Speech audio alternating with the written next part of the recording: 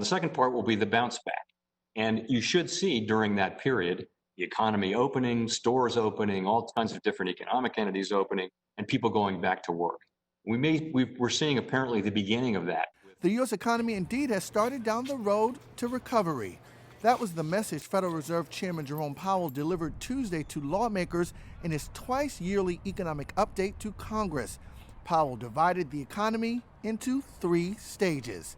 Stage 1 was the economic shutdown, and stage 2 is what's happening now. And we would expect to see, large numbers of people during this period coming back to work during this second period of the call it the bounce back or the beginning of the recovery. And I would say this morning's retail sales number is more evidence that first of all, that the legislation that you passed, both the PPP and the unemployment insurance and the checks that were sent out, all of that is supporting demand. Stage 3 is a full economic recovery, but Powell warned that won't happen until the public is confident the novel coronavirus is contained. All of this assumes that the virus remains reasonably well under control and doesn't experience an event where virus rises widely across the nation. The health crisis and the resulting economic fallout has disproportionately hit lower income and Black Americans the hardest.